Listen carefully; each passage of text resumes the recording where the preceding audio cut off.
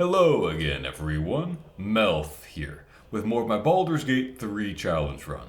This time I'll be battling against Ketheric on the parapets of Moonrise Towers, near the end of Act 2. Should be a lot of fun. As usual, details of my challenge run are in the YouTube video description, and watch out for spoilers throughout this run. Alright, let's go recruit Jaheira and prepare to battle Ketheric. Speaking of preparing, there's one very important thing you must do before going on to the Mind Flayer colony. I'll talk more about that at the appropriate time in the video, but just heads up, always remember that this is your one chance to do two important things or you'll miss your opportunity for the entire game. Up or down without a scimitar welcome. For some reason, Jaheira will join you for this little bit of the battle, but then if you want her to actually join you for the rest of it, you have to have her replace a companion. Ha! Keen eye. I suppose I could be persuaded. Fair enough. The time has come. Ketheric will taste of death at last. Alright, well, let's give her a long strider so she can keep up with this party. And for that matter, we better give her an Elixir of Vigilance so she can keep up an initiative too. Remember, you can have non-party members drink elixirs by selecting them, then opening up your inventory with, say, tab, for example, and then find the thing you want them to drink, potion or elixir, whatever, and then right-click and drink it.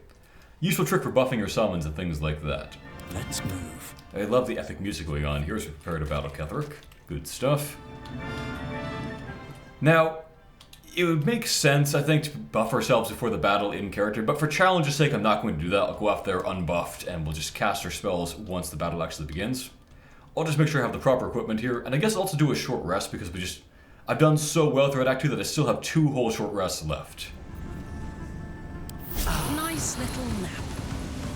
Alright, out we go.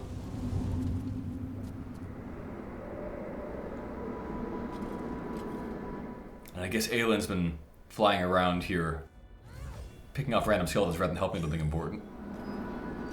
What have you done? He is really slow to figure this out. What have you done to me? I don't know why I ran into melee with him. Oh well. Impossible. You are a And he really just clings to that rather than think anything through and figure out the 1 or 2 possibilities that make sense here. Like, for one thing, he knows that we're the Dark Urge. We didn't get tadpole like everyone else, and we're like the favorite of a god just like he is. That alone should strike him as like a possible explanation for things here. But then, of course, there's also this, the other obvious thing. He was looking for it. He knows it was on the Nautiloid crash site. He should know that we were around that area, and then, of course, we have it. Like, it's pretty obvious. prison. But everything in his story and background suggests that he is canonically just kind of an idiot, so that's not a writing mistake. He's a dumb character. He does dumb things all the time. And if you will not bow, you will break. He seems more confident now than he was before somehow, even though now he should know that it's completely hopeless. You. How good it is. And he somehow didn't realize who he was fighting up here either until she stood there and posed for a while. So that suits you, it seems. Yeah, the third time's the charm.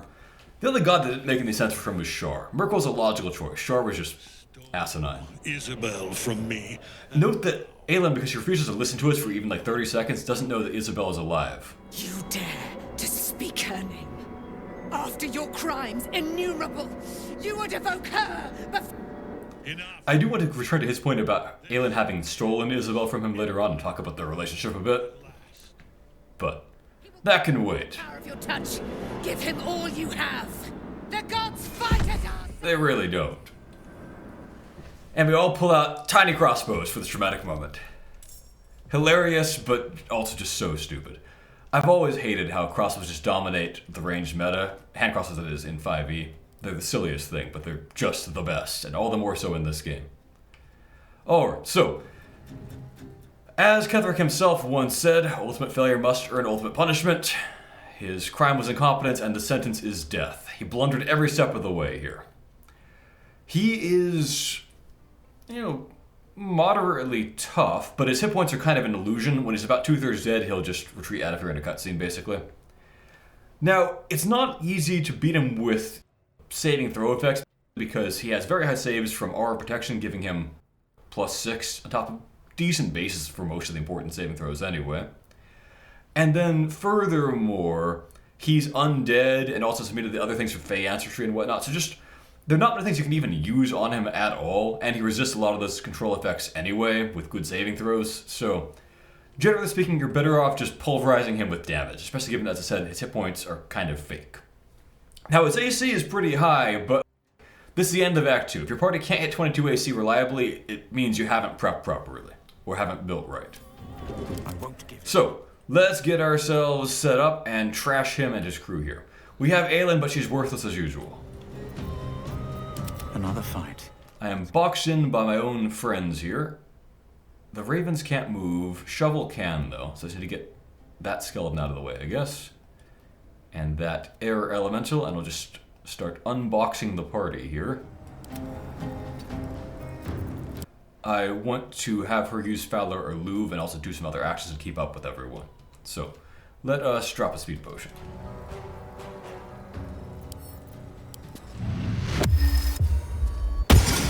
Oh, we've got haste. Then Karlach has the Staff of Arcane Blessing, which makes the bless that she casts even better than usual, in that it will double its effect on cantrip accuracy, such as for Eldritch Blast, so should be pretty strong. So bless for them. I thirst for combat. Then you can activate Fowler or Louvre Sing, so we can just pierce that high armor class. Alright. So before we move on from this place, we might as well trash the enemies that are in this area. This is not an efficient way to walk, but whatever. Let's have you cast an Ice Storm to wipe out the little skeleton guys on that side of the field, I think.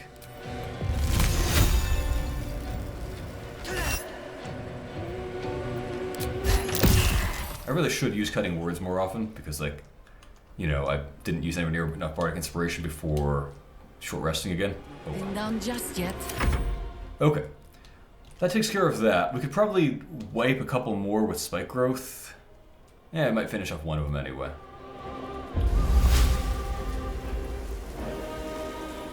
It also purge the ice, which is kind of a threat to me navigating. Oh, it didn't actually work on them. Huh. Maybe because they were prone? Not sure. Usually it does work on them. But that's fine. We'll just get out of there. We'll shoot the rest of them down pretty easily. Woodwode buddy here could probably just jump on over and pulverize one, now that the armor of Agathis is gone.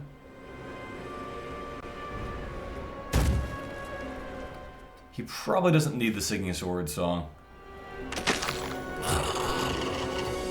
Nothing will stand in my way. You should jump over that. I guess you're unlikely to actually finish that guy. Can you finish that one? No, not enough movement. Whatever. I'm being lazy with Fowler Louvre here. I could totally have brought it over to buff everyone. Well, let me be less lazy about taking out the skeletons over there. There we go. The music just stopped? Weird. Okay, it resumed. Above all, I want to purge Armor of Agathis off them so that people can melee them with impunity.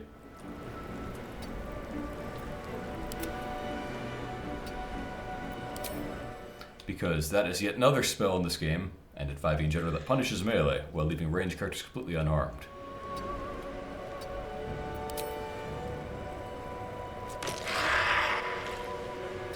Flubbed that damage roll, that's okay. We've got more skeletons for the job. Alright, so those are all severely injured and pretty easily finished at this point. And maybe finish that one. Okay. Behold the dance of death. Alright, I think we're ready to move on from this area. Wait. That guy would attack of opportunity you, although not very hard. We could just have you provoke it, or we could just have someone else finish it off. Yeah, let's, I don't know, have an air elemental fly over and just pulverize that guy.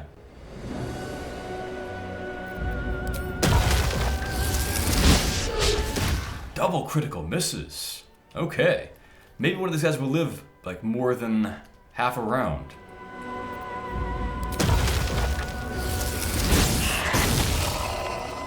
Time to kill. Okay. So let's run on up here. Over here. On your command. And you bring that sword song over in this area. A wise move. Oh yeah, she's got the blinding light now. I was thinking still that Karlach had that. Find a route. Okay. Well, Let's also bring Ballista over there, I think. Swift as my feet can carry me. So we want to get extra attacks on as many people as we can here by giving them, bloodlust elixir kills. We also want to lower his armor class. Might be worth just shooting an acid arrow at him first of all.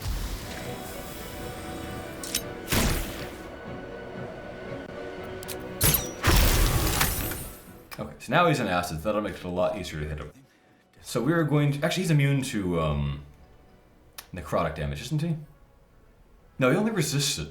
It is so arbitrary what enemies do and don't resist, effects in this game.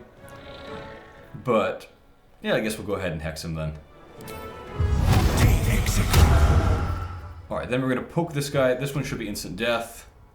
And then we'll just blast away at Ketheric. Okay, wait. He didn't take necrotic damage there. Oh, is he getting reduced by his armor after the... Okay. Maybe that's what's going on. Doesn't really matter, though. We've got so many attacks. Just tear through him. I was going to have Astarion do this, but why not just have Ballista finish the job here? Alright, get out of here. My lord. Even if he did something that would kill him, he still just manages to teleport out. Aelin contributed nothing here as usual, and she will once again be the biggest liability our team is facing, screwing everything up in the dumbest way. Yes, obviously Isabel. If you listened to us for 1 second, you'd know she was alive. Or if you looked at the giant light bubble you could see as you flew out. Anyway, giant mega tentacle thing which she could avoid so easily by flying in any direction in the entire sky, but she will instead stick around in its reach.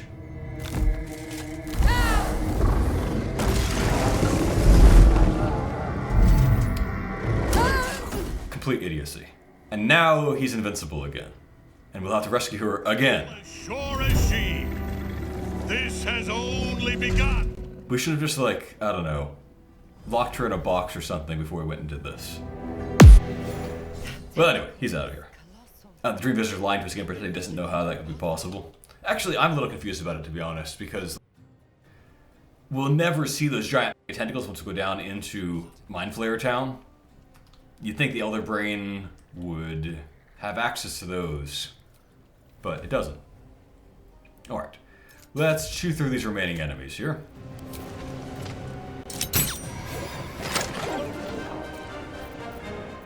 I guess Susdera, Mistress of Souls, is a good target for Astarion, since she has secretly higher armor class than it looks like due to shield. So let us have you, cutting action dash back down a bit, maybe. I've missed this. That's the worst possible route. How about you don't run in that route? I guess you're blocked by the others, technically? Really? I mean, you could clearly shoot it through, the banister. Okay, there we go. Now it's acknowledging that. Come on, then. Alright, so she's halfway down. 95% hit. I think it is truly 95%. Even if she's shielded, she wouldn't have a good chance to dodge his super powerful, super accurate attacks.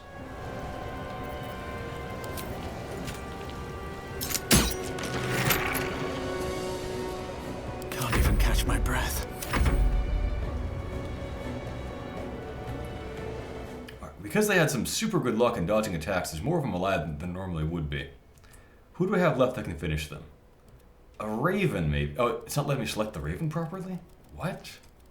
Oh, because it's after Jahiro, who's now gone neutral. Well, so much for peace. Didn't Astarion have more attacks? What happened with that? Let me strike. I guess you still have spells. So, are there any clumps of them that I can take out with you? There's that one we could just blast. And there's 2 over there, right? Are they close enough together that we can get them? Oh no, I was kind of lying about how many there were. There really are just those 2. Okay. Your command. A firebolt would kill on average. Ignis!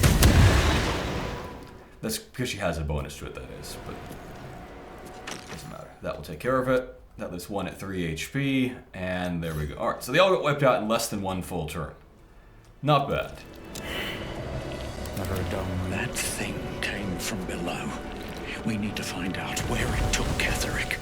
And the game might kind of pressure you into hurrying to do that, but you really shouldn't, because This is your one chance to go back to camp and get the Dark Mind and Slave Mind that you've got back in the Nautiloid and add them to your inventory now so you can use them down in the Mind Flayer colony. Because the Mind Flayer colony is an impossible to leave zone from which you can't go back to camp either, so you must do it now.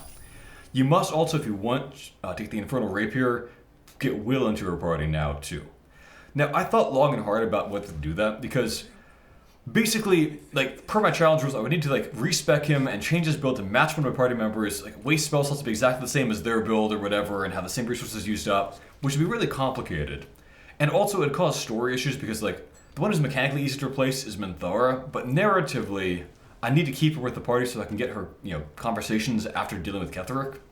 So I decided I'm not going to bother with that. Basically, I'm just going to talk about the one thing that would happen differently if you had Will in the party, and maybe just add the Infernal Rapier to my inventory manually. And it doesn't make a big difference. It's not a good weapon anyway. I just want to show how it would go without the massive, pointless, non-challenging hassle of rebuilding Will into a copy of one of these characters, spell for spell, and then bringing him down into the colony. Sustera, I doubt it's nothing good. Probably just generic flail of Myrtle. Yeah. Okay. Then we'll go over and talk to Jaheira, who will now refuse to accompany us for some reason. I should speak up. The General will call that a tactical retreat, I'm sure. But you have him on the run. That thing he summoned was illithid. Follow it below and find him. Before he has Too late, he's already done it. Night song again. I certainly do. You have numbers enough already, I think. Okay, admittedly, this party probably does have enough total beings in it, but normally this is a pretty silly thing to say. Don't rush on my account. Okay. So, off to camp to get the Slave Mind and Dark Mind out of storage, and then down to the Mind Flayer colony, which we already knew existed. But the Dream Visitor, who really knows it existed, knows all about it, pretends is a surprise to him.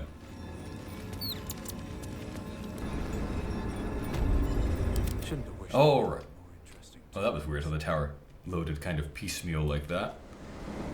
I don't think I've forgotten anything else on top of this tower. Oh, I didn't talk about the ring that I just got. It's an interesting ring, although not really a good one, I would say. So basically, it lets you use command on undead creatures, which, like, would be fun if you use on Ketheric himself, though because he has proficiency in will saves and gets +6 against, any kind of saving throw due to his paladin aura, it's not really feasible to use it on him particularly. You could make it work, but it's not really worth it.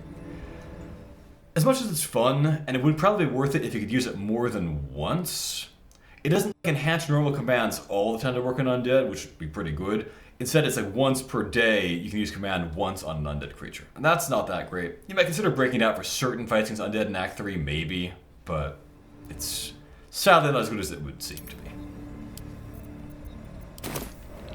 Alright, down we go into the Mind Flayer colony. Leaping after him sounds dumb, but this time it doesn't hurt us.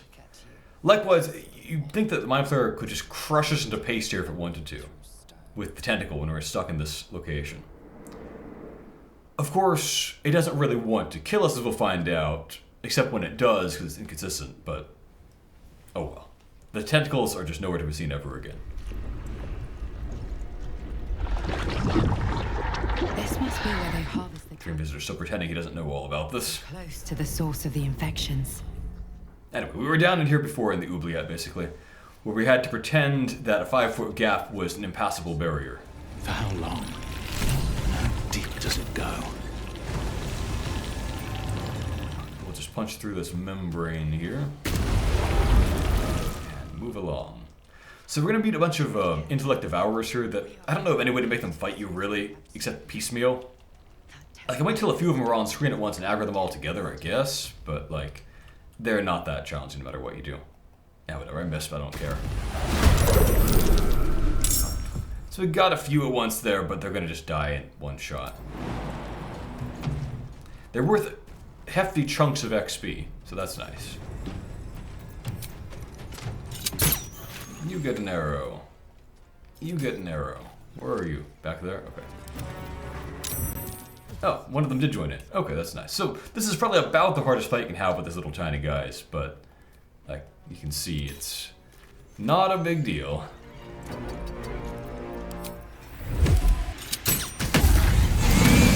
Good amounts of XP though, as I mentioned. Really, a lot of the XP in Act 2 is kind of backloaded. It's not unusual to level up in here. Now, I've already really harvested almost all the XP you can get without, doing things that don't make any story sense, so I'm going to get close to, but not quite to level 11, I think. You can obtain level 11 before battling Ketheric again, but you need to have not just done pretty much everything in my reaching level 8 in Act 1 guide, but also done a lot of other things that don't make narrative sense, like battling the Harpers as well as everything that I'm doing here and so forth. So, can't really do it on a run where I'm role-playing.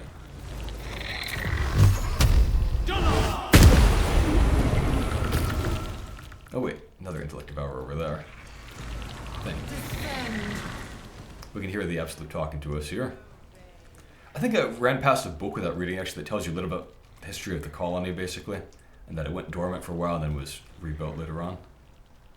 Well, doesn't really matter. Lots of things to do in here. It'll probably take more than one episode to get through this place fully. But maybe I will... Now, you know what? I want to save that one for later. That's kind of interesting Dark Age stuff. I'll go to one of the other passageways this session, then wrap it up there, and then come back to the rest of the colony next video, I think. Perhaps we can go and get back our buddy Us from the tutorial, if I can remember which of these passageways he's from. It might be this one. That seems to make, like, geographical sense in that it's near the oubliette. Yeah, that makes sense. Okay. Okay, I'm gonna save the intellect devour because I can probably fight it along with the guys in this room. Stench. Fresh recruits for Ketheric's army. To a necromancer, a morgue is a muster yard. I think these guys might be a little far gone to be doing any useful service. Okay, so they have this, mind-broken bugbear butcher over here. We'll talk to him and find out about the little guy in the cage over there, Us from the tutorial. No will sparks behind his eyes. His mind has been hollowed out to better echo the commands of the collective. You could kill it, end its miserable life of enslavement. And he'll even say he wants that, but then he will resist. I guess he's compelled to or something. You could take advantage of its vulnerability and plunder what's left of its hollow mind for anything that could serve you. Master. Down deep. 1 of 3. 1 of 3. Odd that he can talk coherently about these things, do you? Chop, chop. I'm hoping to get the dialogue about Us. I forget which dialogue tree path that's down.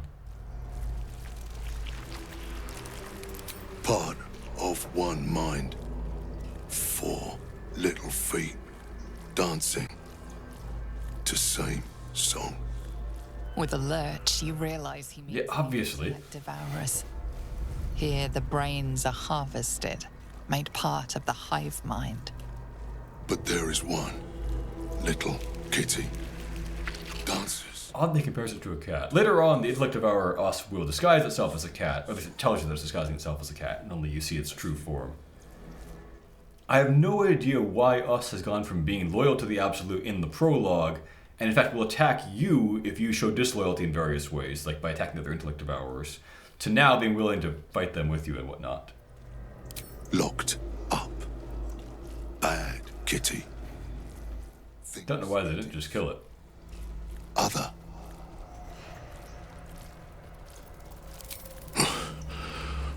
Yes.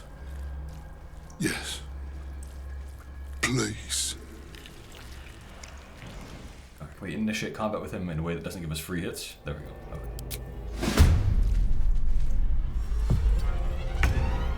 No sense in making things easier than it already is going to be.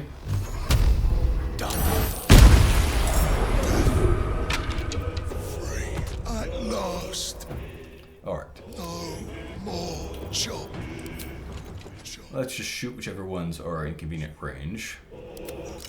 You'll do.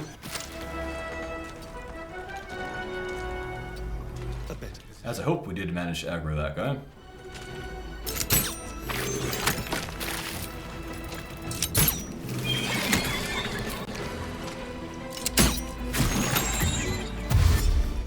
These guys were, a little bit of a challenge in Act 1, but like killing rats now. Road ahead. Okay. This place brings back the worst memories. It's like being... Didn't mean to click on you, but interesting dialogue there. What do other people have to say about this? We need a moment for the two of us. This place. It's pretty generic. What about you, Minthor? My memories of this place are grim. The reality is worse.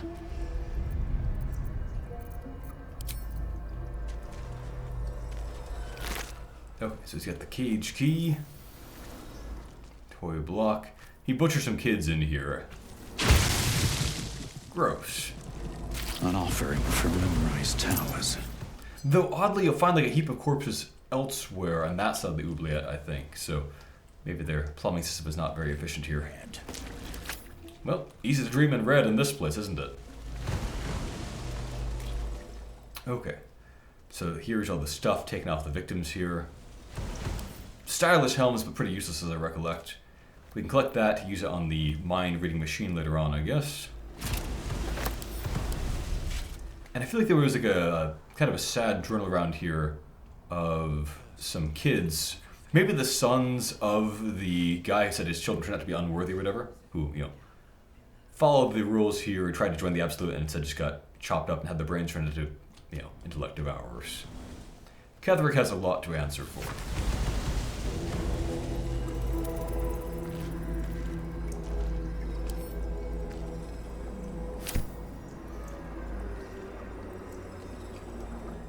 Where's that parchment? I want to read it.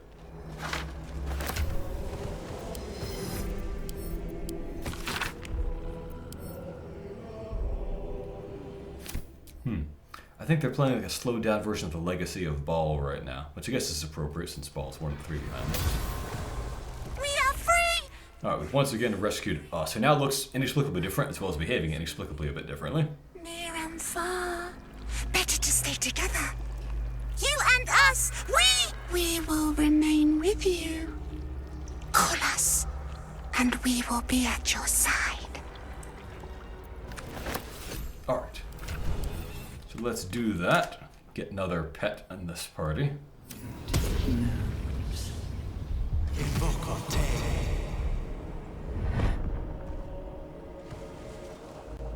Friend, we are here for you. What Absolute? The Absolute does not... If you know the explanation for why us completely changed about this, please let me know. Absolute. We are different. And we are saved. Friend! We will not cause you any trouble, friend! We will project a different form that will cloak us from all but your closest acquaintances. You and your friends shall see us as we truly are. All others shall see a kitty. He explains to us what a kitty is, as if we wouldn't know. Indigenous to this world. They kitties can walk anywhere, and they are most cunning. Yeah, I don't know about that. As the owner of a kitty, I think mine is pretty dumb. I like him, but not cunning. Our enemies still draw breath. Alright, let's cast Longstrider on that little guy. Okay, well, fun times ahead in the rest of the Mind Flayer colony. Looking forward to that next time. Should mind my step. Thank you for watching, everyone, and a special thank you to my Patreon supporters: Master Knight DH, Jackie and Lino, Travis, Andrew Curzon, Troobsy, Oliver, Shrev OG, BD, Gregory, William Wakefield, Broken Box, Jeffrey Morse, Jack, Marcus the Carcass, Nubiana, Till Fisher, Discord Colossus, Nicholas Schmuck, Kosia Nesterovich, Frederick Brune, Techno Waffle, Nebular, I Loop, Emperor Kong 420, Robin, Micken Balls, Micah Marie, Stefan Van Zyl, Eddie, Kaimu, Mina, Ali Kasamoglu, Skylar Sauce, Nick Myers, Emp Ninjas, Chupaton, Diabetic Cat, Marvin Fang, Max, Sosa972, Afro Samurai, and Cacper M. Have a great day, everyone.